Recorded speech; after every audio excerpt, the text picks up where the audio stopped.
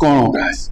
I'm sure most of y'all woke up today to the news about Senator Lindsey Graham has died. Now, I went kind of a little rabbit hole here because I was curious about what happened. And I put together a timeline that I want y'all to sit with for a second. And pretty much I'm going to let the dates do the talking, okay? So let's start out with July 10th.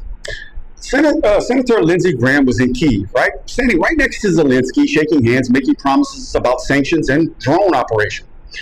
Do you know this was his 10th trip to Ukraine since the war started? Yeah. See, in that same visit, he actually toured a drone manufacturing facility that is run by a company called Skyfall. Does that sound familiar? Skynet much? Yeah. Well, he gets shown their bomber drones, their interceptor tech, the whole operation, right? He later goes on camera saying that it'd be a big mistake for America not to partner up with these guys on this stuff. Interesting, because less than 48 hours later, his office announces that he's dead. 71 years old. Brief and sudden illness is the phrase that they used.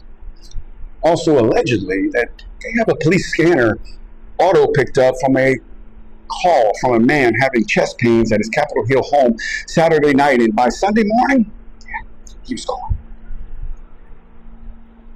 Now, here's where it gets a little sideways, okay? Now, look, the next stuff that I'm about to discuss, I cannot say for a fact this is just claims, okay? This is just claims. Do your own due diligence of work, okay? But there are claims floating around that mostly out of Russia state media, and some accounts like this on X are saying that same drone facility, it got hit with a Russian strike right around the same window. Yeah. Now, I've not seen or confirmed anything from mainstream outlets, surprisingly, whether it be America or Ukraine. Nothing has come out. Now, look, okay? If anybody has any information, please drop it in the comment section.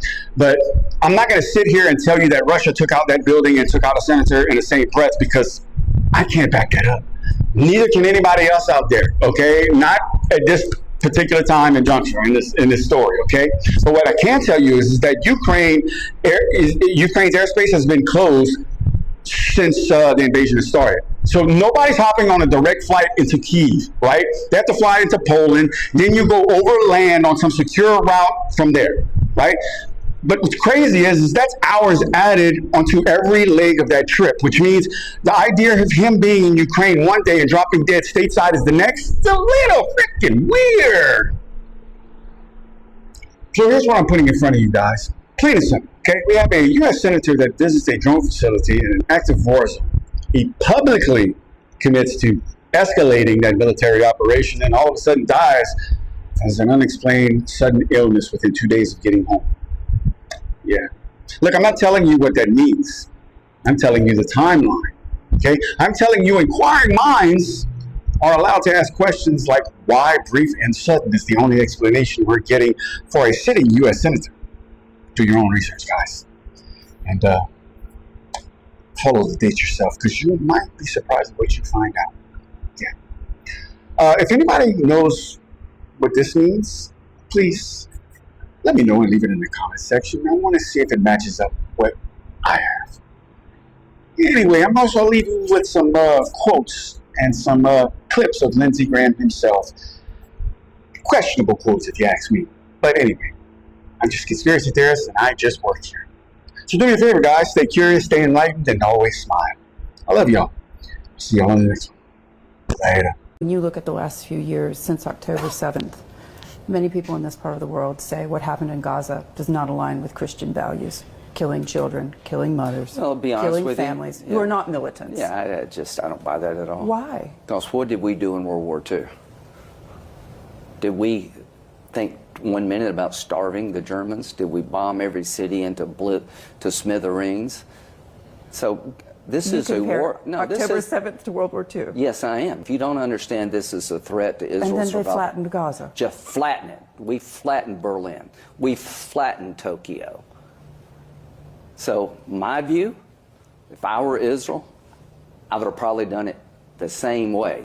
Give Israel the bombs they need to end the war they can't afford to lose, and work with them to minimize casualties. Well, can I say this? Why is it okay for America to drop 2 nuclear bombs on Hiroshima and Nagasaki to end their existential threat war? Why was it okay for us to do that? I thought it was okay. To Israel, do whatever you have to do to survive as a Jewish state. You know, I've been going all over South Carolina like most people. I hadn't slept much. But look what's going on in Israel. Our friends in Israel are surrounded by people that want to kill them, destroy them, a second Holocaust in the making. And Biden says, be proportional. What is the proportional response to people who want to kill you and your family? God. They're running out of ammunition in Israel. We have to help our friends. There's no better partner on the planet than Israel. They hit above their weight. They do everything we ask them and then some, and they ask very little in return. I go back to South Carolina, I'm asking them to send their sons and daughters over to the Mideast. They want to bomb because they're Nazis, they're crazy. They want to kill all the Jews, and the Jews have been down that road before. To our friends in Israel, God bless you, I'm with you. And so I just want to say, I feel good about the Republican Party. I feel good about where we're going as a nation. We're killing all the right people, and we're cutting your taxes. America First is to kill people who wish us ill with a record of trying to destroy us and the region, to take them off the table. Celebrate today, please, my Democratic colleagues, that the most evil man on the planet is no more. He